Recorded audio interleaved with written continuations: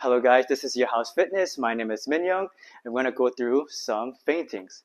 So, what's feinting is essentially you throwing a punch, but not really. Your opponent will think you're throwing a punch, but you're really faking it. So as a demonstration, if I were to do a jab, I'm really like about to initiate, but I'm stopping my punches, so they can think that I'm actually punching to counter. So if I were to feint, and then they're really tense, I could level change it from the body. So again, feint to the head, come back to the body. I can really do a lot of level changes here. In and out, feint down here, come back up. So as you're feinting, your opponent will be very surprised with these type of punches you're going to throw. However, if you're faking it, they're going to be caught off by a lot of surprises. Use that advantages. So up, come back down here, the uppercut 3. You have to be really quick.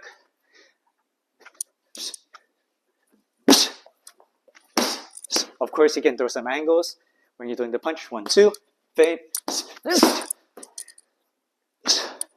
So yeah, that's how you do a feinting. Hope you guys enjoy. Link in the description, and hope you guys enjoy.